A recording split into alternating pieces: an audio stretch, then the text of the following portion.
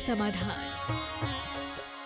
मुनि श्री 108 प्रमाण सागर जी महाराज के शंका समाधान के लाभार्थी हैं श्रीमती किरण एवं श्री विनोद काला सब परिवार, निर्देशक Shantinath detergents private limited, Kolkata. देश विदेश के सभी श्रद्धालुओं की ओर से त्रैवार नमोस्तु नमोस्तु नमोस्तु निवेदित करते हैं। ऑनलाइन प्रश्नों के माध्यम से सर्वप्रथम प्रश्न के लिए मैं यहां पर आमंत्रित कर रहा हूं मुकेश जी माला जी विदिशा से। मुकेश जी माला विदिशा। मेरे जीवन के परिवर्तन करने वाले मेरे पथ प्रदर्शक मेरे गुरुवर के चरणों में मेरी ओर से, मेरे परिवार की ओर से बारंबार नमोस्तु नमोस्तु नमोस्तु। महाराज श्री, एक जमाना था जब किसी व्यक्ति को बाहर जाना है, तीर्थ यात्रा करने जाना है या बाहर किसी कार्य से जाना है, तब एक सीधे व्यक्ति को साथ लेके जाते थे। कहते थे यह सीधा व्यक्ति है, साथ रहेगा तो लड़ाई झगड़ा नहीं होंगे। समय बदला, आज सीधे व्यक्ति को एक तरफ बिठा दिया जाता है और एक टेढ़े व्यक्ति को साथ लेके जाया जाता है कि कोई बात हो जाएगी तो ये लड़ झगड़ लेगा और साथ देगा। ऐसा ही संस्कारों का हो रहा है महाराज श्री। माता पिता अगर बेटे को अच्छे संस्कार देना चाहें तो समाज के लोग हंसते हैं, हंसी का पात्र बनाते हैं, और वो ही माता पिता कुछ और देना चाहें तो कहा जाता है इनका बेटा देखो। ऐसी स्थिति में, समय के परिवर्तन में, एक माता पिता अपने बच्चों को कैसा संस्कार दे जिससे कि समाज में भी हंसी का पात्र ना बने और उनका बच्चा भी उच्च से उच्च तक जा सके।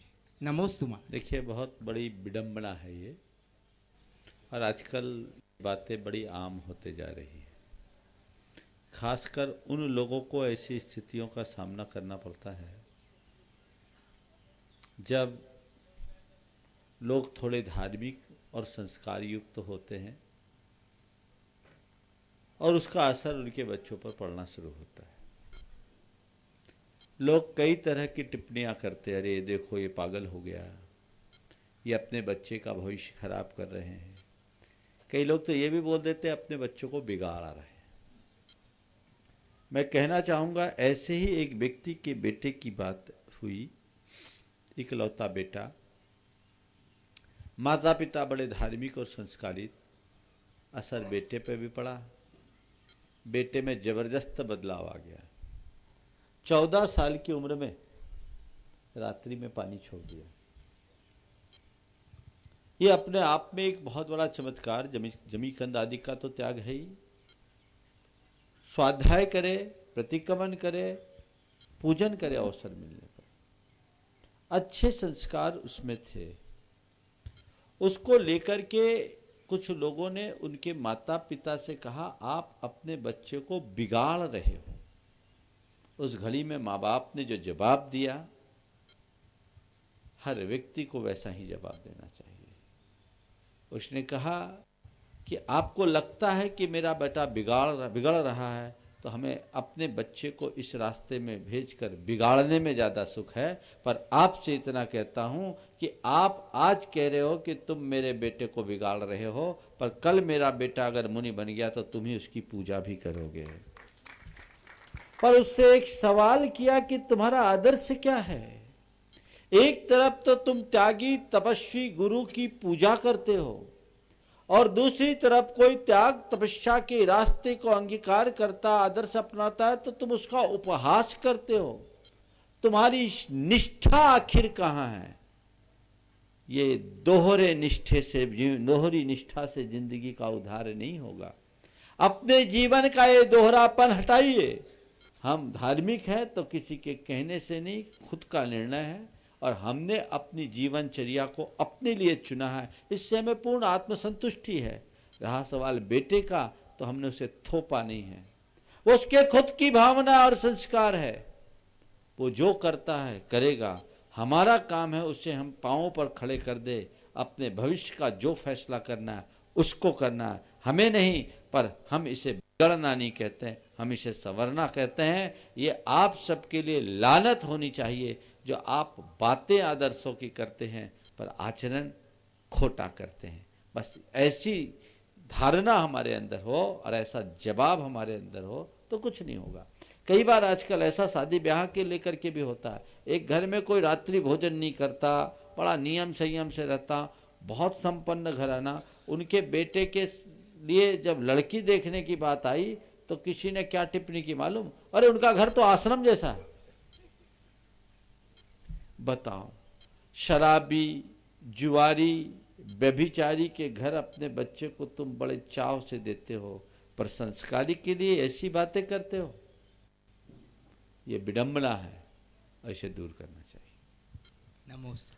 सर्वप्रथम ऑनलाइन प्रश्न के माध्यम से महाराज श्री मिताली जैन घरोट से नमोस्तु करते हुए आपसे पूछना चाह रही हैं कि चिंता और तनाव पक्षी की तरह है, जिन्हें हम अपने आसपास उड़ने से रोक तो नहीं सकते, परंतु हमारे मन में घोंसला बनाने से कैसे रोकें? देखिए, चिंता के पक्षी को सिर पर बैठने से रोका नहीं जाता, ये सच है, पर उसे घोंसला बनाने से रोका जा सकता है। मतलब जब कोई परिस्थितियां ऐसी आए जिससे चिंताजनक स्थिति निर्मित हो तो उसको देखकर घबराओ मत, उसके समाधान का रास्ता खोजो। भविष्य की चिंता करना और भविष्य के प्रति सतर्क रहना, दोनों में बड़ा अंतर है। मेरे साथ कुछ अघट न घटे, इस बात की सावधानी का नाम सतर्कता है, पर मेरे साथ कहीं अघट न घट जाए, अघट न घट जाए, अघट न घट जाए, कल क्या होगा, कल क्या होगा, कल क्या होगा, ये सोचना पागलपन। भविष्य की योजना बनाना समझदारी है और भविष्य की चिंता में खोना पागलपन। कल मुझे क्या करना है ये आज विचार कर लो। अगर मेरे सामने कोई समस्या आती है तो उसका समाधान क्या है इसके बारे में आज विचार कर लो, पर कल क्या होगा, कल क्या होगा, कल क्या होगा, तो समझ लेना तुमने उस पक्षी को घोंसला का रूप दे दिया। वो तुम्हारे चिंतन को खोखला कर देगा, फिर तुम उससे कभी मुक्त नहीं हो सकोगे। इसलिए इस बारीक भेद रेखा को समझते हुए आगे चलो। महाराज श्री बरसा जैन सुसनेर से नमोस्तु करते हुए आपके चरणों में वंदन करते हुए पूछना चाह रहे हैं कि मेरे पापा बहुत ड्रिंक करते हैं और फिर हमसे लड़ाई झगड़ा करते हैं, इससे हमारी पढ़ाई में भी मन नहीं लगता है, बहुत बार टेंशन होती है और ऐसा लगता है कि जीवन त्याग दें, हम क्या करें?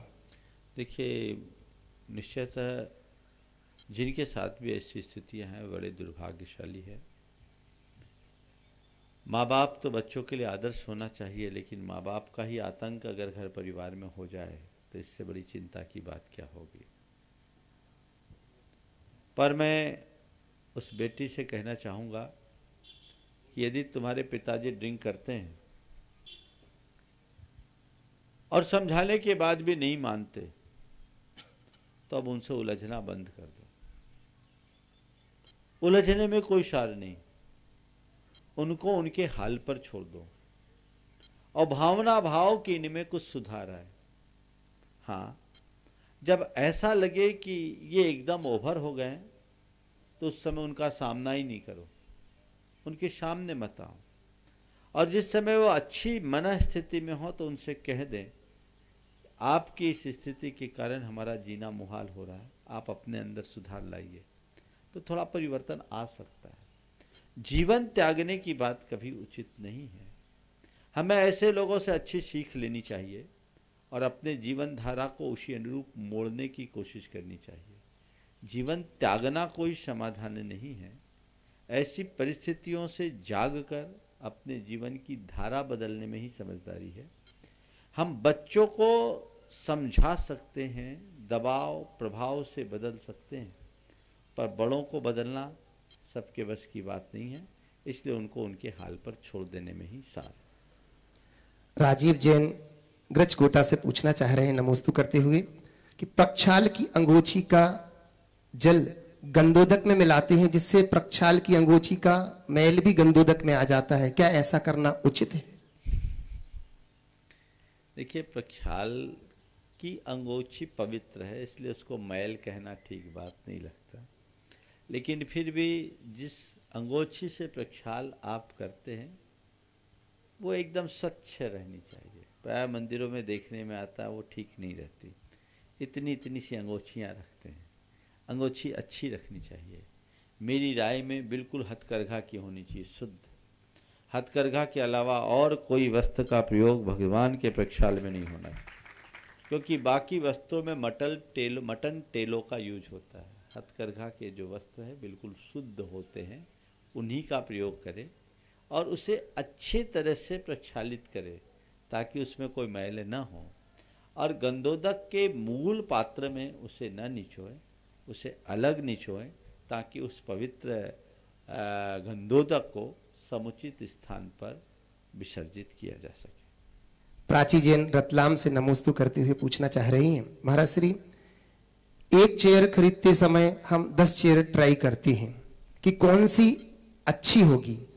आज जीवन साथी चुनने में भी लोग 10-15 ऑप्शन रखते हैं, एक चुनते हैं, ना चुने हुए को आहत पहुंचती है। इस सोच का हल क्या है? देखो, हम तो इतना ही जानते हैं, पहले एक को चुनते थे तो जिंदगी भर साथ निपटी थी। अब 10 में से एक को छांटते हैं तो दूसरे दिन से बात दूसरी हो जाती है। अनुभव क्या है? मेरे संपर्क में ऐसे बहुत से लोग हैं जिनके विवाह के 50-50 वर्ष बीत गए और सफलता के साथ। मैंने उनसे पूछा तो बोला मैंने तो देखा ही नहीं और हमारा विवाह हो गया। हो सकता आप में भी कोई होंगे ऐसे कौन है जो बिना देखे शादी किए? देखो हरीश जी हाथ उठा रहे, बहुत है, 2-3-4 हाथ पीछे भी उठ रहे हैं, ये देखिए। और शानदार पारी हुई है ना? देखो देखो, बिल्कुल अच्छे से चल गई। हाँ, ये देखो पवन जी भी बोल रहे हैं बिना देखे किए। हाँ, एक बार ऐसा हुआ, किसी ने कहा कि बिना देखे किए हमारी, तो उसकी धर्मपत्नी ने बोले महाराज देख लेते तो होती ही नहीं। कभी कभी ऐसी भी बात हो जाती है। लेकिन खैर, ये एक मॉड्यूल है। जब युवक युवती एक दूसरे को देखे बिना विवाह करते थे और उनके दाम्पत्य में आज तक माधुर्य है, और आज आप अपनी पसंद से करते हो और एक को नहीं 10 को देखकर, तो उसमें कई बार आपके चुनाव में चूक भी होती है और जिंदगी भर भोगना भी पड़ता है। आजकल तो कईयों के तलाक की बात आती, अक्सर ऐसे किस्से आते रहते हैं। विवाह हुआ नहीं, महीने 2 महीने बाद ही गड़बड़ी शुरू हो जाती। तो ये क्या है? इसके पीछे मुझे एक मनोवैज्ञानिक कारण समझ में आता है। पहले जब विवाह होता था, धर्म विवाह होता था, तो उस समय स्त्री पुरुषों का उससे पूर्व कोई संपर्क नहीं होता था। दोनों एक दूसरे के लिए अजनबी होते थे, और अजनबी व्यक्ति एक दूसरे के साथ जुड़ते हैं तो कहते अजनबी का जब दिल मिलता है तो प्यार अलग होता है। तो उन लोगों के मन में एक दूसरे के प्रति प्रारंभ से ही एक अलग भावना होती, जिसमें स्नेह और सम्मान दोनों का पुट रहता था। आज वो स्थिति बदल गई। अब तो विवाह के पहले ही दोनों एक दूसरे के सामने एक्सपोज हो चुके होते हैं और लंबे समय के अंतराल से विवाह होता है। फिर ज्यादा पढ़ लिख जाने के कारण उनकी आत्मनिर्भरता बढ़ गई। छोटी छोटी बातों में ईगो हो जाता है, ईगो क्लैश होता है, तो इसलिए निर्वाह थोड़ा कठिन हो जाता है। इसलिए विवाह होता है, प्रेम नहीं, विवाद ज्यादा। पहले विवाह के साथ प्रेम होता था, वो हमारे जीवन का मूल रस है, हमें उसे बढ़ाने की कोशिश करनी चाहिए। आयुषी अपूर्व बाकलीवाल इंदौर से नमोस्तु करते हुए पूछना चाह रही हैं, जीवन रोलर कोस्टर की तरह हर समय उतार चढ़ाव में उलझाती है। जिस कारण से हम अपनी सद्बुद्धि का विवेक छोड़ देते हैं और अन्य अन्य बाबाओं के टोटके में उलझ जाते हैं, अपने विवेक का इस्तेमाल कैसे करें? क्या शब्द किया? रोलर कोस्टर की तरह उतार चढ़ाव। रोलर कोस्टर, झूले की तरह। बात बिल्कुल सही है। अगर मनुष्य के विवेक बुद्धि जागृत हो तो कभी भटक नहीं सकता। मैं तो एक ही बात कहूँगा, कर्म सिद्धांत पर विश्वास रखोगे तो कर्म कांडों में कभी उलझोगे नहीं। आजकल लोगों का कर्म सिद्धांत पर विश्वास कम, कर्म कांडों में ज़्यादा। सब चाहते शॉर्टकट, थोड़े से प्रयासों से मुझे कुछ लाभ हो जाए, तो ये परिणाम अच्छे नहीं निकलते। हमें कर्म सिद्धांत के दृढ़ विश्वासी बनने की आवश्यकता है। श्रीमती भारती अक्षय दोषी वो तैयार रहेंगे अरहंत जैन चंडीगढ़ से। श्रीमती भारती अक्षय दोषी।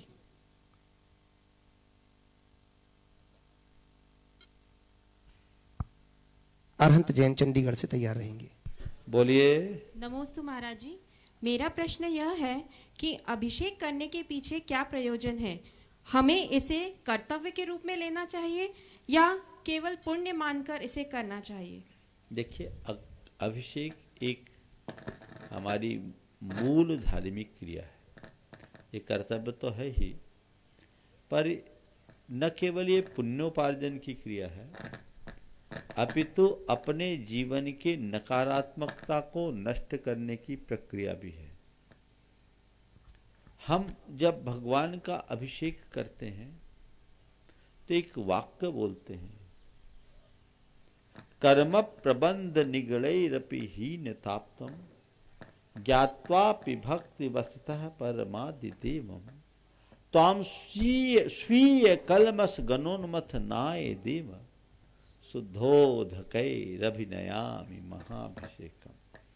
हे भगवान, आप कर्म बंध से मुक्त हो, ये जानते हुए भी आपके चरणों में भक्ति के वशीभूत होकर मैं ये धारा छोड़ रहा हूं, क्योंकि आपके मस्तक पर छोड़ी गई ये थोड़ी सी धारा मेरे भीतर की पाप की धारा को दूर करेगी, मेरी चेतना को विशुद्ध करेगी, मेरे अंदर की नकारात्मकता को दूर करेगी।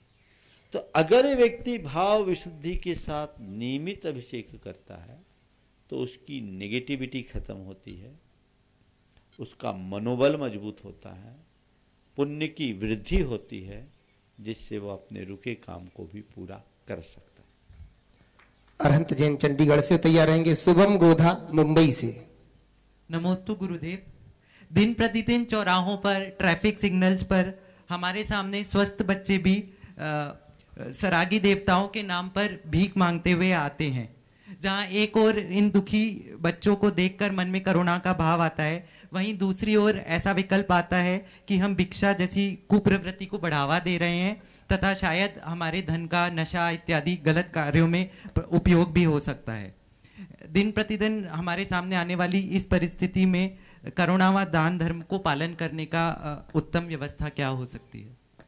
देखिए, यह बड़ी विडंबना है कि आज हमारे देश में, जिस देश में कभी एक भी याचक और भिक्षुक नहीं होता था, आज हमारे देश में ऐसे अनेक लोग हैं जो भीख मांगने को अपना धंधा बना रखे हैं, और नन्हे मुन्ने बच्चे भी दे बाबू के हाथ फैला देते हैं।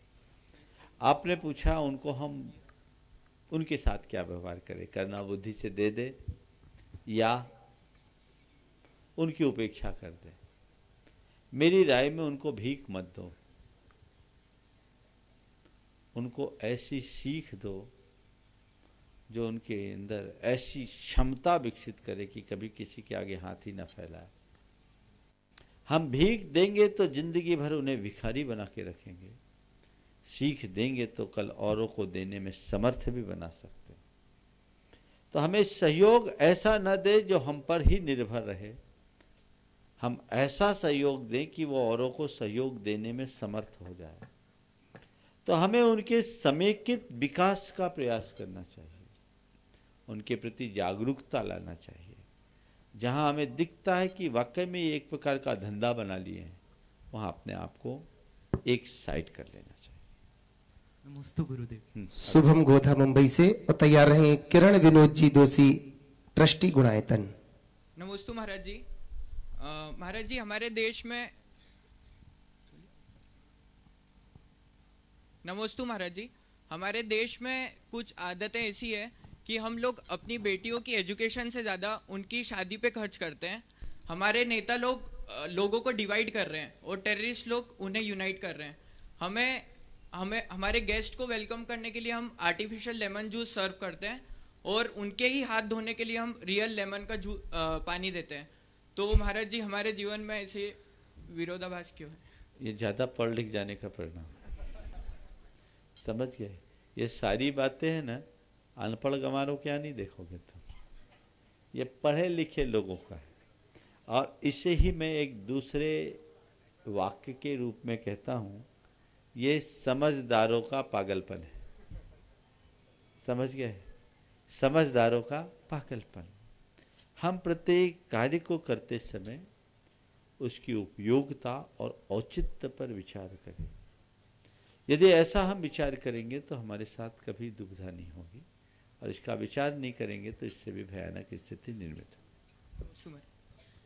नमोस्तु महाराज जी, नमोस्तु महाराज जी, नमोस्तु। किरण विनोद जी दोषी गुणायतन ट्रस्टी, और इसी के साथ तैयार रहेंगे विनय जैन बनावरसी। महाराज जी, तन बदल जाता है, तन बदल जाता है, परिणाम भी बदल जाते हैं, पर्याय भी बदल जाती है, परंतु महाराज जी सोच नहीं बदल पाती। उस सोच को बदलने के लिए क्या पुरुषार्थ करना? रोज तो वही बोलता हूँ। देखिए, सोच बदलती है, ऐसा नहीं कि सोच नहीं बदलती, पल पल बदलती है। सोच बदलने के लिए दो उपाय नियमित के, आज के सुबह के प्रवचन में भी मैंने इसी बात पर प्रकाश डाला था। दो उपाय करें, पहला सत्संग करें और दूसरा हम कुछ आत्मचिंतन करना शुरू करें। नियमित आत्मचिंतन करेंगे, हमारी सोच में व्यापक बदलाव आएगा। मेरे संपर्क में ऐसे अनेक लोग हैं जो कहते हैं कभी हमारी सोच पूरी तरह नकारात्मक थी, आज उसमें व्यापक बदलाव हुआ है, आज मैं पूरी तरह सकारात्मक हो गया हूँ। तो ये सोच हम बदल सकते हैं यदि हमारी वैसी दृष्टि। नमोस्तु। चलिए विजय जी छावड़ा बनावर से, और इसी वाह अल्ट्राटेक सीमेंट, वाह हेड है लीजिएगा, और इसी के साथ तैयार रहेंगे यस बाकलीवाल मंदसौर से। महाराज जी, मेरा प्रश्न ये है, सामायिक जब करते हैं तो मन को एकाग्र करने की बहुत कोशिश करते हैं, लेकिन फिर भी जो है मन डाइवर्ट होता रहता है, कई विचार आ जाते हैं। तो ऐसा मतलब उसको कैसे करें कि एकाग्रता आए?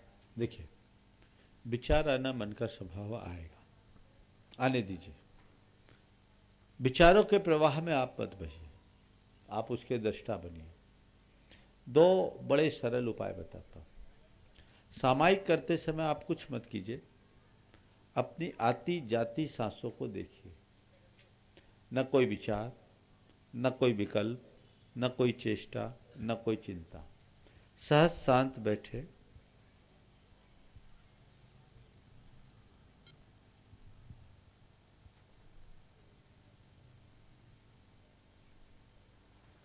मैं विचार कर रहा हूं, ये विकल्प भी हटा दो। मैं सामायिक कर रहा हूं, ये विकल्प भी हटा दो। अगर कोई विचार आया, आने दो, उभर के जाने दो, उसके पीछे अपने आप को मत लगाओ।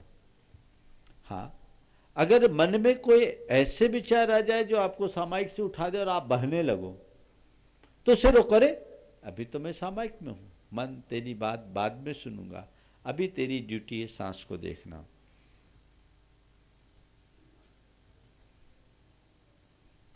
बहुत सहज उपाय है, कुछ दिन करके देखिए। दूसरा उपाय, जब भी आप सामायिक में बैठे, जिनको एकाग्र होने में दिक्कत आती है, दो प्रयोग और करें। बैठते समय अपने मूल द्वार को ऊपर की तरफ खींच लें और जिह्वा को तालू के ऊपर लगा लें।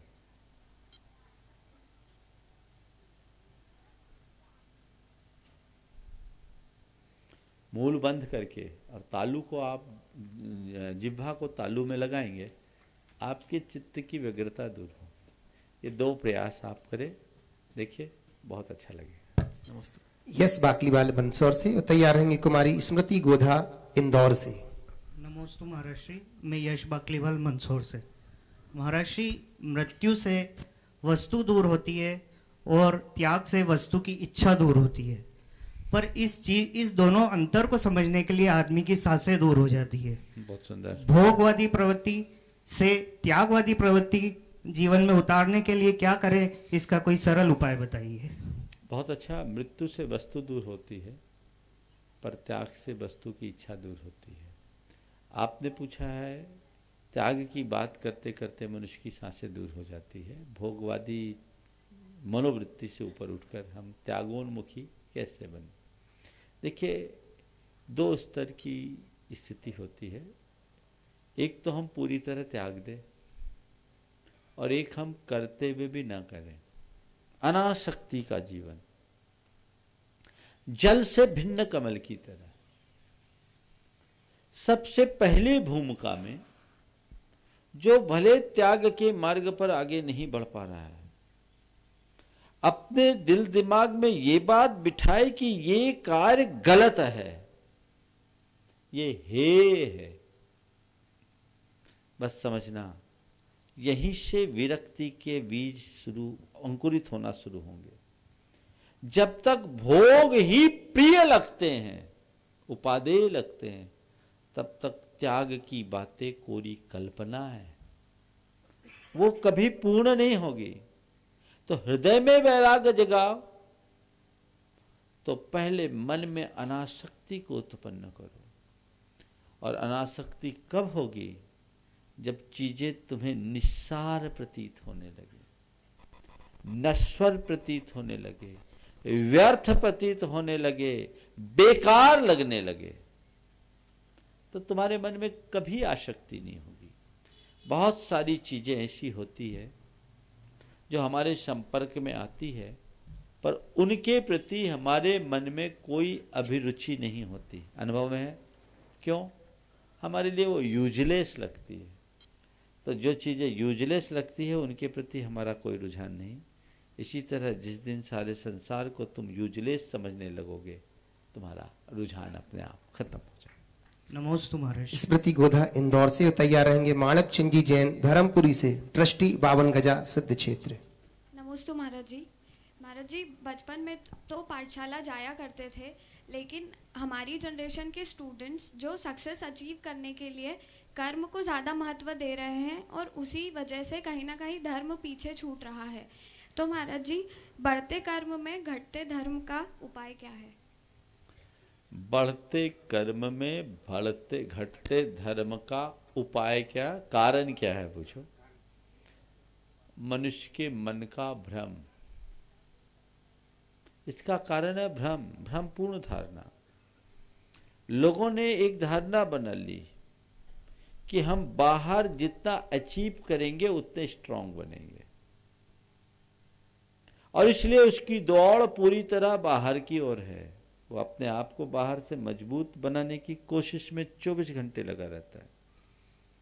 ये भ्रांत धारणा है, जबकि हकीकत यह है कि हम भीतर से जितने स्ट्रांग होंगे उतने मजबूत होंगे। ये लोगों को समझ में आता है, पर 30-35 पार कर जाने के बाद जब ढेर सारे दचके खा चुके होते, धारणा बदलिए। मनुष्य बाहर से कितना भी समर्थ क्यों ना हो जाए, जब तक उसकी अंतरात्मा में धर्मनिष्ठा नहीं होगी, भीतर से मजबूत नहीं बनेगा। जीवन के उतार चढ़ाव में स्थिरता धर्म देता है, दूसरा नहीं। मेरे संपर्क में एक व्यक्ति जो कभी धर्म से नहीं जुड़े थे, आज लगभग 50 वर्ष के, इन दिनों बहुत बड़ी विपत्ति से घिरे हुए, और उन्होंने कहा, महाराज अब मैंने समझा कि धर्म से जुड़ने का क्या प्रभाव आता है। आज मेरे अंदर कॉन्फिडेंस आ गया कि चाहे कैसी भी सिचुएशन है मैं पार करूंगा, मुझे उसे झेलना है। तो ये समझ में आना चाहिए। इसलिए कर्म कीजिए, पर धर्म को भूलिए मत। माणक चंद जी जैन धर्मपुरी से, ट्रस्टी 52 गजा, और तैयार रहेंगे जितांश गंगवाल सिंघाना से। हे गुरुवर नमस्तु नमस्तु नमस्तु। गुरुवर, आज से बेहतर कुछ नहीं, क्योंकि कल कभी आता नहीं और आज कभी जाता नहीं। गुरुदेव, सुबह होने तक फूलों को भी पता नहीं होता कि वो मंदिर में जाना है या कब्र पर। तो गुरुदेव, मेरा प्रश्न यह है कि जीवन को किस प्रकार से जिए कि हमारा जीना सार्थक हो। देखो, बहुत अच्छा, फूलों को भी पता नहीं होता कि मुझे मंदिर में जाना है या कब्र पर। आपने पूछा हम जीवन को किस तरीके से जिए कि हमारा जीना सार्थक हो। मैं तो ये कहूँगा, हर पल को सजिंदगी से जिए। सजिंदगी से जिए का मतलब जीवन का रस लेते हुए जिए। जीवन को अध्यात्मोन्मुखी बनाने पर ही जीवन का वास्तविक रस प्रकट होता है, भोगोन्मुखी नहीं। इसलिए हम अपने जीवन की इस नश्वरता को समझते हुए अध्यात्म की प्रेरणा से जिए और हर पल जीवन का आनंद लें। नमस्ते गुरु। जितांश अभिषेक गंगरवाल सिंघाड़ा से, और तैयार रहेंगे पारस नरेश चंद जी गोधा। नमोस्तु नमोस्तु नमोस्तु। हे गुरुवर, मेरी शंका ये है कि जब मैं क्लास में फर्स्ट आता हूँ, अच्छा काम करता हूँ, सबकी बातें सुनता हूँ, सबका कहना मानता हूँ, तब तो सब मुझे अच्छा लड़का कहते हैं। पर जब मैं थोड़ी सी मस्ती कर लेता हूँ, थोड़ी शरारत कर लेता हूँ, तो सब मुझे खराब लड़का कहने लगते हैं। तो गुरुवर, मुझे समझ नहीं आता कि मैं अच्छा लड़का हूँ या फिर बुरा। सबसे पहले तो तुम ये बताओ कि तुम अच्छा कहलाना पसंद करते हो कि खराब? अच्छा। तो फिर अच्छा कहलाना पसंद करते हो तो थोड़ा अच्छा करो और सुनो। शरारत और मस्ती बुरी चीज़ नहीं है, खूब करो। हम भी करते थे, समझ गए? शरारत और मस्ती करो, लेकिन शराफत भरी शरारत हो। मस्ती हो लेकिन हल्की मस्ती हो, समझ गए? अपने माँ बाप की बात मानो, अपनी पढ़ाई लिखाई सब कुछ करो, मस्ती उतनी ही करो जिससे तुम्हारा काम प्रभावित ना हो और तुम्हारे घर वाले परेशान ना हो, समझ गए? बस इतना मस्ती। और माँ बाप को भी चाहिए कि थोड़ी बहुत मस्ती तो बच्चे को करने दे, ये मस्ती ही तो बचपना है। देखो, एक बात बोलता हूँ, प्रद्युमन का अपहरण हो गया 6वें दिन जन्म के। रुक्मणी तरस गई। 16 वर्ष बाद जब प्रद्युमन मिला तो रुक्मणी के मन में एकदम व्यथा आ गई कि तेरी बाल कीड़ा तो मैं देखी नहीं। तो प्रद्युमन के पास विद्या थी, उसने बच्चे का रूप बनाया और खूब मस्ती की, खूब आनंद लिया और रुक्मणी को आनंद दिया, समझ गए? तो बच्चे मस्ती करते हैं तो माँ बाप को दिक्कत, और नहीं करते तो दिक्कत होती है। तो करो, थोड़ा थोड़ा करो। और माँ बाप को भी चाहिए कि थोड़ी मस्ती वो बच्चों के साथ भी करे। मैं बहुत गहरी बात कह रहा हूं। बच्चों को आप मशीन बना देते हो। पढ़ाई का लोड, ट्यूशन का लोड, अन्य कार्यों का लोड नहीं। उनके भावनात्मक विकास के लिए उनको थोड़ी मस्ती जरूरी है। बस इतना ध्यान रखना चाहिए कि बच्चे गलत संगति के शिकार न हो। माँ बाप अगर बच्चों के साथ मित्र भी बनने लगे तो बच्चों का भविष्य बहुत उज्जवल होगा। पारस नरेश चंद गोधा, अभिषेक ट्रस्टी। पहले अभिषेक जी। इसी का बेटा है, खड़े हो जाओ। मेरे आराध्य गुरुवर के श्री चरणों में बारंबार नमोस्तु। घृणा, प्रेम, रूठना, मनाना, भूलना, ये सारे भाव हमारे जीवन में कितने महत्वपूर्ण होते हैं। यदि बात की जाए घृणा की, तो गुरुवर उस व्यक्ति से घृणा क्यों? क्या घृणा उसकी आदतों से नहीं की जा सकती? क्या आदतें बदली नहीं जा सकती? इसी तरह उस व्यक्ति से रूठा क्यों जाए? उसकी बातों से क्यों नहीं? क्या बातें बदली नहीं जा सकती? उसे क्यों भूला जाए? उसकी गलतियों को क्यों नहीं? क्या गलतियां सुधारी नहीं जा सकती? ये जानते हुए भी कि शरीर नश्वर है, फिर भी प्रेम शरीर से ही क्यों किया जाता है? क्या प्रेम उसकी आत्मा, उसके भावों से नहीं किया जा सकता? तुम्हारे प्रश्न का उत्तर गुरुदेव की 2 पंक्तियों से देता हूं। शीप का नहीं मोती का, और दीप का नहीं ज्योति का सम्मान करना सीखिए। शीप का नहीं मोती का, दीप का नहीं ज्योति का सम्मान कीजिए। घृणा पाप से कीजिए, पापी से नहीं, समझ गए? चलिए। पारस नरेश चंद गोधा, ट्रस्टी बावन गजाव तैयार रहेंगी। प्रेमलता पहाड़िया, नंदुरबार, महाराष्ट्र से। नमस्ते गुरुवर।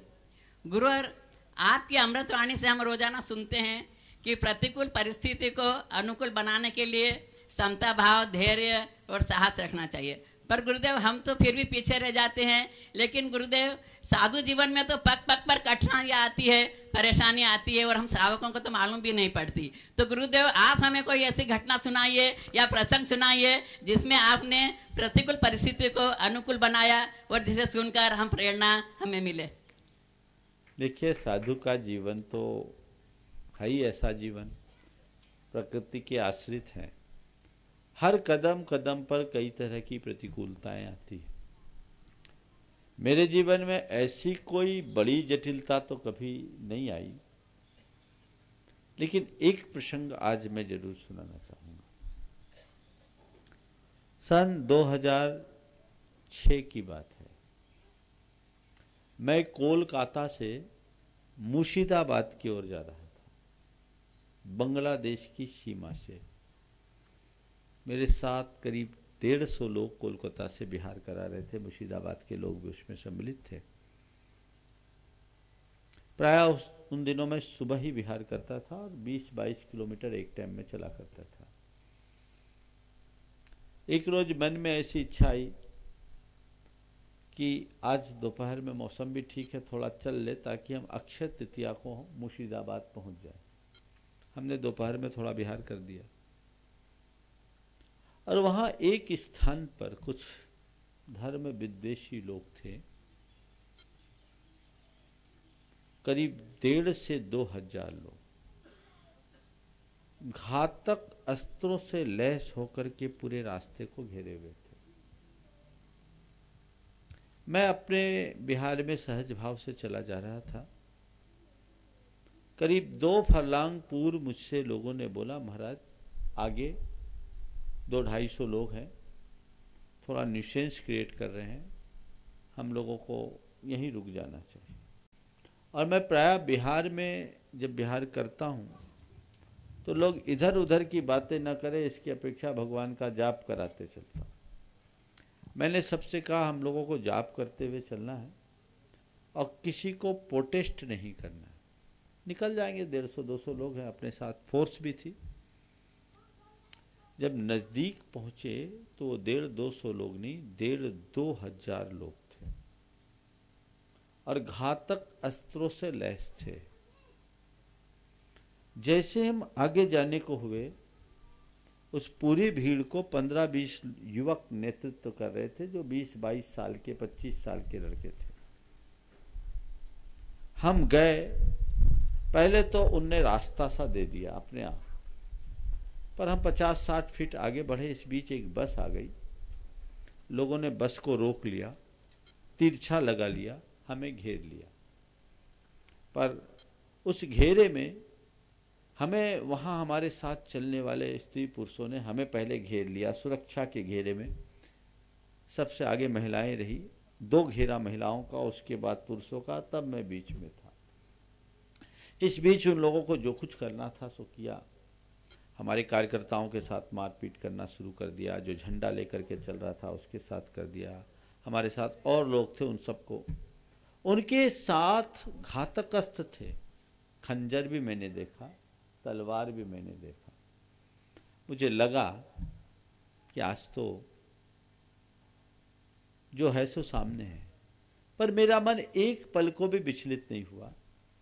मैंने मन में केवल इतना ही कहा कि मुझे कोई मार नहीं सकता और जो मरेगा वो मैं हूं नहीं।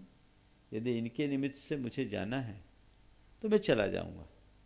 और मैंने सबके प्रति क्षमा भाव रखते हुए सहज भाव से अपना जाप करता रहा और समय के हवाले छोड़ दिया। उस घड़ी मेरे मन में न तो भय था न क्षोभ, बस एक ही गाथा समय सार की मेरे मानस पटल में उभर रही थी। छिज्जदुवा भिज्जदुवा गच्छदुवा अहो जादु विप्पलयम जम्मा तम्मा गच्छदु तहा बिना परिग्रहो मच्छ। मेरा चाहे कितना भी छेदन भेदन हो जाए तो भी ये परिग्रह मेरा नहीं है। और ये समय सार मेरे भीतर गूंज रहा था। मैं सहज मुस्कान के साथ उनका ज्ञाता दृष्टा बना हुआ था। इस बीच ये लगभग 3 मिनट का मूवमेंट था। इस मध्य लोगों ने बीच बचाव करके रास्ता निकाला, मुझे बाहर की तरफ ले गए। मैं गया, इसी बीच किसी ने एक पत्थर मारा जिससे मेरा सिर फूटा था, काफ़ी खून निकला। और उस स्थिति में मैं उसके बाद 4 किलोमीटर पैदल चल करके गया। घटना का अपना विस्तार है। लोगों ने रिपोर्ट लिखाने की बात की। मैंने कहा कोई रिपोर्ट लिखाने की ज़रूरत नहीं। मीडिया के लोग आ गए, क्या आप उनको क्षमा कर दोगे? मैंने कहा क्षमा कर दिया, करने की बात क्या है। और मैंने उस घड़ी जो अपने भीतर अनुभव किया, मैंने सोचा कि मैं आज अपनी परीक्षा में खरा उतर गया। धर्म और अध्यात्म को पढ़ना अलग बात है और उस घड़ी में जीवन में उतारना अलग बात है। पूरा विश्लेषण करूंगा तो पूरा सत्र निकल जाएगा, इसलिए संक्षेप में मैं ये कह सकता हूं, अगर हम सच्चे अर्थों में ज्ञान प्राप्त करते हैं तो ज्ञान वक्त पर स्वतः काम आता है और ज्ञान ही समाधान देता है। उसी के बल पर हम अपने आप को आगे बढ़ा सकते हैं। नमस्ते गुरु। प्रेमलता पहाड़िया जी नंदुरबार से, 100 वर्षा अजमेर नंदुरबार से और ज्ञानचंद जी पहाड़िया नंदुरबार से। तीनों एक साथ खड़े हो जाओ, उसके बाद तैयार रहेंगे। प्रश्न एक कर ले और तैयार रहेंगे। मुकेश जी कीर्ति, दिल्ली। नमस्ते महाराज जी, नमस्ते महाराज जी, नमस्ते महाराज जी। महाराज जी, हमारे मकान के पास में रास्ते में मुर्गियों की दुकान है। आते जाते उसके ही सामने दिखती है। क्या? मुर्गियों की दुकान है, आते जाते सामने वही प्रदर्शन दिखता है। तो उसके लिए हमने क्या भावना भाई, और मकान के ऊपर छत पे पेड़ का पीपल का पौधा आता है, उसको कट करने से वापस बढ़ जाता है, वो नहीं आए, उसके लिए क्या करना चाहिए? भावना भाव, या तो मुर्गी की दुकान हट जाए या मेरा मकान हट जाए, समझ गए? और पीपल का पेड़ आता है तो आने दो, क्यों काट रहे हो? बढ़ता है ना, बढ़ने दो, हमसे मत पूछो उसके लिए। हाँ। मुकेश जी कीर्ति दिल्ली से, ट्रस्टी गुड़ायतन और तैयार रहेंगे श्रीमती रंजना जैन बानापुरा से। नमस्ते गुरुदेव। अभी एक भैया ने वहाँ सामायिक में स्थिरता के लिए पूछा था। गुरुदेव, जब से हमने भावना योग को अपनी सामायिक का हिस्सा बनाया है, तब से बहुत अच्छी स्थिरता और विशुद्धि बनती है। अब गुरुदेव, मेरा प्रश्न ये है, आत्मज्ञान पूर्वक किया गया तपस्चरण ही कर्म बंध से छूटने में कार्यकारी है। एक श्रावक की दृष्टि से आत्मज्ञान का अर्थ क्या लेना चाहिए? सिर्फ यह ज्ञात होना कि मैं शरीर नहीं आत्मा हूँ, या उसका आचरण करना? देखिए, आत्मज्ञान का मतलब क्या? मैं कौन हूँ, मेरा क्या है, इसका बोध, और मुझे क्या करना है, मैं क्या कर रहा हूँ, मुझे क्या करना चाहिए, इसका बोध। यदि ये हो गया तो समझ लेना हमारे अंदर ज्ञान है। और केवल हमने रट लिया कि मैं देह नहीं चेतन हूँ, तो ये शब्द ज्ञान है, अर्थ ज्ञान नहीं। नमोस्तु भगवान, नमोस्तु नमोस्तु। और आपने भावना योग की बात की, मैं कहूँगा कि विनय जी उसका आप प्रयोग कीजिए, निश्चयतः उसका प्रभाव होगा। हाँ, नमोस्तु गुरुवर। आपसे विनती है गुरुवर, रिलीजियस, किसी का रिलीजियस होना और स्पिरिचुअलिटी, इन दोनों में किस तरीके से भेद किया जाए और कैसे इनमें संबंध लिया जाए एक्चुअल में? देखिए, रिलीजियस और स्पिरिचुअल होने में क्या अंतर है? मैं कहूँगा उतना ही अंतर जितना धार्मिक और धर्मात्मा होने में। धार्मिक वो है जो धर्म की क्रिया करे, और धर्मात्मा वो है जो धर्म को आत्मा में बसा ले। धर्म की क्रिया करना बहुत सरल है, पर धर्म को आत्मा में बसा लेना बड़ा कठिन। धर्म की क्रिया करने वाले धार्मिक का धर्म उसके पूजा स्थलों तक सीमित रहता है, पर धर्मात्मा का धर्म उसके प्रत्येक विचार और व्यवहार में प्रतिबिंबित होता है। तो अगर हम स्पिरिचुअलिटी के साथ रिलीजियस होंगे तो हमारा धर्म मंदिर तक सीमित नहीं होगा, हमारे हर व्यवहार में झलकेगा। हमारी कोशिश होनी चाहिए कि हमारे प्रत्येक विचार और व्यवहार में धर्म की झलक हो। देखिए, ज्ञानचंद जी पहाड़िया नंदुरबार से एक बार उनको दीजिएगा, उसके बाद तो रंजना जी बानापुरा से। ज्ञानचंद जी पहाड़िया पीछे पहुंच गए हैं वो। हाँ,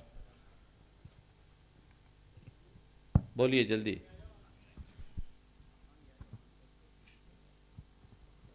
नमोस्तु नमोस्तु नमोस्तु गुरुवर। गुरुवर, मेरा ये सवाल मेरी बेटी के बेटे का यानी दोते का है। सिल्लोड से कलश पाटनी 8वीं कक्षा में पढ़ता है। उस रात्रि भोजन का त्याग है उसका, और कंद मूलों का भी त्याग कर लिया है बचपन से। पानी छान कर पीता है स्कूल में भी बच्चों के सामने। उससे डर लगता है, बच्चे उसे बहुत चिढ़ाते हैं ये ऐसा, तो उसको डर लगता है कि मेरी आगे की भी ये नियम निभेंगे कि नहीं। उसको बोलो कि आज शुरुआत में भी इससे मिलता जुलता सवाल आया था, पहला ही सवाल था। उसको बोले बच्चे चिढ़ाए तो चिढ़ाओ नहीं, तुम इसका प्राउड करो। तुम उसको बोलो कि मैं जो कर रहा हूँ धार्मिक कर रहा हूँ, धार्मिक क्रिया जरूर है पर ये वैज्ञानिक है, इसमें हमारा स्वास्थ्य भी ठीक होगा और हमारा धर्म भी पलेगा। इसलिए मैंने जो कुछ किया अपने लिए किया, अगर मन में दृढ़ता होगी तो कुछ भी असंभव नहीं होगा। रंजना जी बानापुरा से तैयार रहेंगी। श्रीमती स्वाति पहाड़िया बड़वानी। महाराज जी के चरणों में बारंबार बारंबार नमोस्तु नमोस्तु नमोस्तु।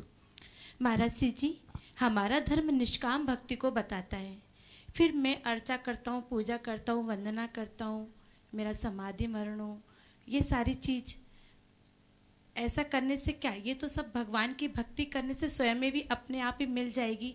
फिर ये भी भावना हम रोज रोज भाते तो हम भगवान के घर सही अगर पूरे मन से कामना हट जाए तो मुक्ति की कामना भी हट जाएगी, पर जब तक भुक्ति की कामना है तो उस कामना की दिशा बदलने के लिए भगवान से निष्काम सकाम भक्ति करने में भी कोई बुराई नहीं है। एक व्यक्ति है जो भगवान के पास जाकर भुक्ति की कामना करता है, और एक व्यक्ति है जो मुक्ति की कामना करता है। एक व्यक्ति है जो भगवान के चरणों में जाकर संसार मांगता है, और एक व्यक्ति है जो भगवान के पास जाकर भगवान को मांगता है। तो किसे हम अच्छा कहेंगे? चूँकि हम अभी सकाम हैं, निष्काम हुए नहीं, तो मांगने की प्रवृत्ति है। तो हम मांगे, पर क्या मांगे? जो श्रेष्ठ है उसे मांगे, जो सर्वश्रेष्ठ है उसे मांगे। तो मुक्ति की कामना, सद्गति की कामना, समाधि की कामना सर्वश्रेष्ठ है, हमारे भाव भवांतरों को मिटाने वाली है, इसलिए इसमें कोई दोष नहीं। नमस्ते। श्रीमती स्वाति पहाड़िया बड़वानी से तैयार रहेंगे। मंजू बाकलीवाल मनावर से। नमस्ते गुरुदेव। महाराज जी, हम अपने जीवन में जैसे छोटे छोटे नियम लेते हैं और जीवन में आगे बढ़ते हैं और मोक्ष मार्ग पर चलते हैं, वैसे महाराज जी तीर्थंकर जी अपने जीवन में कैसे नियम लेते थे और संयम धारण करते थे? देखिए, छोटे छोटे नियम वे लेते हैं जो छोटे होते हैं, और जो महान होते हैं वो एक साथ बड़े बड़े नियम लेते हैं। समझ गए? तो तीर्थंकरों का जीवन सामान्य व्यक्तियों से बिल्कुल हटकर होता है। सामान्य व्यक्ति अपने जीवन में धीरे धीरे धीरे धीरे प्रोग्रेस करता है, पर तीर्थंकरों के जन्मजात संस्कार ऐसे होते हैं कि उनके जीवन में ये सब नियम तो बिना लिए ही आ जाते हैं। वे जब भी लेते हैं सीधे महाव्रत लेते हैं थोक में, और कोई नियम नहीं लेते। मंजू बाकलीवाल मनावर से तैयार रहेंगे। वीरेंद्र कुमार जी बड़जात्या कुक्षी से। नमोस्तु नमोस्तु नमोस्तु महाराज जी। महाराज जी, विश्वास एक छोटा शब्द है, पढ़ने में तो 1 मिनट नहीं लगता, विश्वास जमाने में जीवन लग जाता है, विश्वास खोने में 1 पल भी नहीं लगता है। एक बार खोने के बाद दोबारा विश्वास कैसे हासिल किया जाए, शंका का समाधान कीजिए। बस एक बात समझ के चलो कि विश्वास खोने के बाद वापस आना मुश्किल होता है। जमाने में जिंदगी लगती है, खोने में 1 पल। ये बात यदि मन में आ जाए तो जल्दी से हम किसी का विश्वास खोएंगे नहीं। तो पहली कोशिश हमारी ये होनी चाहिए कि हम किसी के साथ ऐसा व्यवहार न करें कि हमारे प्रति किसी का विश्वास टूटे, और यदि किसी ने ऐसा कर्म किया है कि उसके प्रति हमारे मन में विश्वास खो रहा है, तो हम उसके लिए न्यूट्रल हो जाएं और उसे कोसने की जगह ये सोचें कि इससे हमें नसीहत मिली, और हमारे कारण अगर किसी का विश्वास टूटा है तो उसके लिए हम अपने आप को इस तरह से साबित करें कि धीरे धीरे सामने वाले की धारणा बदले और वापस खोया हुआ विश्वास आ जाए। वीरेंद्र जी बड़जात्या तैयार रहेंगे। राजेश जी गोधा बड़वानी से। नमोस्तु महाराज जी। जो जितना मीठा खाता है वो उसकी कड़वी बातें वाणी बोलता है, और जो करेला खाता है वो उतनी मीठी वाणी बोलता है, ऐसा क्यों? जो मीठा खाता है वो कड़वी बोलता है। अच्छा, और जो करेला खाता हो वो मीठी बात तो फिर मैं आप सबको फार्मूला दे देता हूँ। करेला खाने से मीठी वाणी निकलती, तो कल से सब करेला खाना शुरू कर दो। स्वास्थ्य भी अच्छा रहेगा। हाँ, स्वास्थ्य भी अच्छा रहेगा। बिल्कुल। आप करेला खाते हैं? हाँ, खाता हूँ। इसलिए इतना मीठा बोल रहे हैं। नमस्ते। चलिए, राजेश जी को बड़वानी से, और तैयार रहेंगे चंदन बालाजी चूड़ीवाल औरंगाबाद से। गुरुवर नमस्तु नमस्तु नमस्तु। गुरुवर, शादी ब्याह करने में 4 गोत्र के दोनों पक्षों के मामा की एवं अपनी गोत्र छोड़कर शादी की जाती है। यदि ऐसा नहीं करने पर विवाह करने पर क्या दोष लगता है? देखिए, पहले 4 करते थे, अब 2 करते हैं। अब ये सामाजिक व्यवस्था है। अगर आप पुरानों की बात करेंगे तो वहाँ तो कुछ नहीं होता था, बस एक परिवार में नहीं होते, मामा बुआ में हो जाता था। समझ गया? दक्षिण भारत में आज भी होता है। हमारे गुरुदेव के जो ज्येष्ठ भ्राता है महावीर जी, उनकी जो धर्मपत्नी है वो उनकी बुआ की बेटी है। समझ गए? और दक्षिण में ऐसा होता है, पुराणों में भी ऐसा है। तो ये सामाजिक रीति है। 2 गोत्र अभी हमारी जो छोड़ करके चलने की व्यवस्था ठीक है। हालांकि वैज्ञानिक दृष्टि से थोड़ा अलग होने में ज़्यादा लाभ है। समान गोत्र में संबंध नहीं करना चाहिए, अन्य गोत्र में ही संबंध करना चाहिए। नमस्ते। चंदन वाला चूड़ीवाल औरंगाबाद से तैयार रहेंगे हेमंत जी पहाड़िया सुसारी से। नमस्तु नमस्तु नमस्तु गुरुदेव नमस्तु। कभी कभी किसी के प्रति शंका करते हैं लेकिन सत्य नहीं निकलता, तब क्या करना चाहिए? कभी कभी किसी के प्रति शंका करते हैं लेकिन सत्य नहीं निकलता, तब क्या करना चाहिए? बहुत अच्छा। इधर से कह रहे थे अब पिछले प्रश्न के जवाब में विनोद भाई कि चक्रवर्ती के यहाँ क्या होता होगा। वो तो मामला ही ऐसा है। चक्रवर्ती की 96,000 रानियां होती हैं, पर चक्रवर्ती के हर 96,000 रानी से पुत्र होता है, ऐसा विधान देखने को नहीं मिला। हाँ, 60,000 पुत्रों का वर्णन तो सगर चक्रवर्ती के आता है। तो व्यवस्थाएं तो होती होगी। फिर चक्रवर्ती है, चक्रवर्ती के लिए पूरा 6 खंड है, उनके लिए सारी छूट है, वो कहीं से भी ला सकते हैं।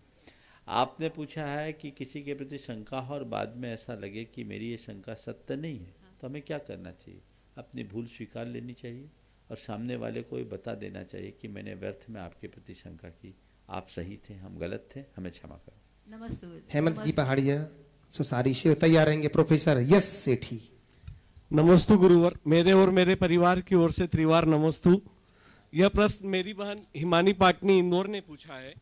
आचार्यों ने नमोकार मंत्र के उच्चारण के आधार पर मंत्र जाप के 4 प्रकार बताए हैं, वैखरी, मध्यमा, पश्यंती और सूक्ष्म। परावाक। हाँ, तो सूक्ष्म रूप को महाराज जी वो समझ में नहीं आ रहा है। तो अब देखिए, पसंती, वैखरी, परावाक और सूक्ष्म, ये अब 4 है। तो पहले तो मुझे चारों का बताना पड़ेगा, तब सूक्ष्म की बात बताऊंगा। हम लोग जो बोलते हैं, हम बात शुरू करते हैं तो हमारे मुख से उच्चारित होने वाले जो शब्द की ध्वनि होती है वो नाभि से शुरू होती है। समझ गए? इस सूक्ष्म नाद से शुरू होती है। फिर उसके बाद है हृदय तक आती है, तो उसको बोलते हैं मध्यमा। जब हमारे कंठ से आकर मुख तक आ जाती है तो उसको बोलते हैं वैखरी। समझ गए? जो खिर जाती है उसको बोलते हैं परावा। जैसे कि आप सबको विदित है कि आने वाली 13 तारीख से इसी स्थान पर एक विशाल सिद्ध चक्र महामंडल विधान होने जा रहा है, जिसमें 64 मंडल तैयार किए जाएंगे। 2 प्रमुख मंडल होंगे। 2 प्रमुख मंडल के लिए एक तो हमारे आर.के. मार्बल परिवार, एक हमारे मुकेश जी कीर्ति दिल्ली परिवार। शेष 62 नाम भी हमारे पास आ चुके हैं और लोगों के महाराज श्री फोन आ रहे हैं कि हम इस विधान में किस रूप से जुड़ सकते हैं। मंडल तो नहीं मिल पा रहे हैं, पर हम कैसे इसमें जुड़े? तो बंधुओं, मैं आपको बताना चाहूंगा, इस विधान में आप चाहें तो 1 दिन की द्रव्य के माध्यम से आप इसमें जुड़ सकते हैं। 1,51,000 रुपए की राशि 1 दिन की संपूर्ण द्रव्य के लिए रखी गई है। आप 1 दिन के पुण्यार्जक द्रव्य के बन सकते हैं। इसी में आप लोग चाहें तो यहाँ पर इंद्राणियों की जो भोजन की व्यवस्था है, उसमें भी 1 दिन की संपूर्ण इंद्राणियों की भोजन की व्यवस्था में आप 1,51,000 रुपए के माध्यम से आप उसमें जुड़ सकते हैं। साथ ही साथ आप लोग चाहें तो त्यागीव्रती भोजनशाला के में आप चाहें तो 51,000 रुपए की राशि के माध्यम से त्यागीव्रती भोजनशाला 1 दिन के लिए आप उसमें जुड़ सकते हैं। या कि और भी कुछ लोग ऐसे होंगे कि नहीं दे सकते, 1,00,000 रुपए नहीं लगा सकते, क्या बहुत थोड़े रूप में भी अगर आप चाहें तो 11,000 रुपए तक की राशि भी जो लोग इस विधान में सम्मिलित करेंगे उनके नाम की उद्घोषणा इस मंच से की जाएगी। आप उसमें शामिल हो सकते हैं। यस सेठी। नमोस्तु महाराज जी, नमोस्तु नमोस्तु। महाराज जी, पानी की बूंद जब समुद्र में होती है तब उसका कोई अस्तित्व नहीं होता, पर वही बूंद पेड़ के पत्ते पर होती है तो मोती की तरह चमकती है। भीड़ में तो विफलताओं का जोर भी पच जाता है, पर अकेले व्यक्ति की सफलता का शोर मच जाता है। महाराज जी, भीड़ रूपी समुद्र में से खुद मोती बनकर कैसे उभरे कि किनारा पार लगते ही हमारा नाम अमूल हो जाए? बहुत अच्छा सवाल किया है। भीड़ रूपी समुद्र से अलग होकर हम मोती बनकर कैसे निकले कि किनारा लगते ही हम अमूल्य हो जाए। किनारा लगते ही हम अमूल्य हो जाए। आपने ये बात कही है बिल्कुल सही कि समुद्र में बूंद का कोई मूल्य नहीं, पर पेड़ के पत्ते पर गिर जाए तो मोती है। पर ध्यान रखना, बूंद पेड़ के पत्ते पर गिर करके जब मोती बनती है तो वो अल्पकालिक उसकी उम्र होती है। कितनी देर के लिए पेड़ के पत्ते पर मिटती? कुछ पल में। वो उसकी बूंद है, धूप पड़ते ही सूख जाती है, वो अल्पकालिक है। लेकिन वही बूंद सीप के मुख में जाती है, फिर मोती बनती है तो दीर्घकालिक होती है।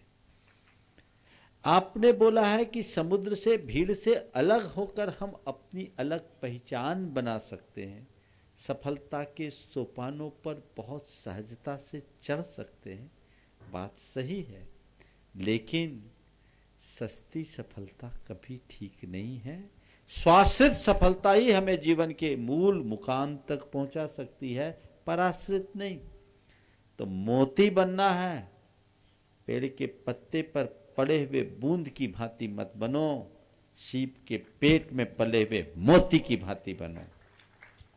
और वो सीप के पेट में जो मोती बनता है वो समुद्र के भीतर ही होता है, समझे?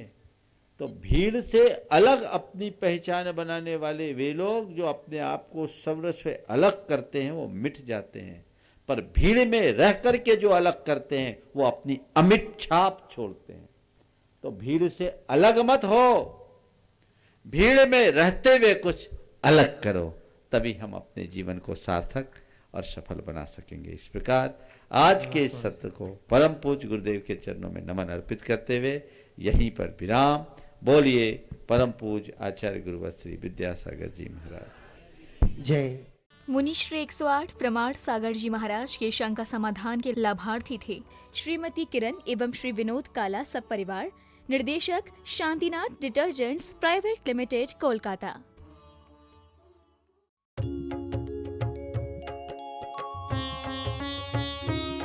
शंका समाधान।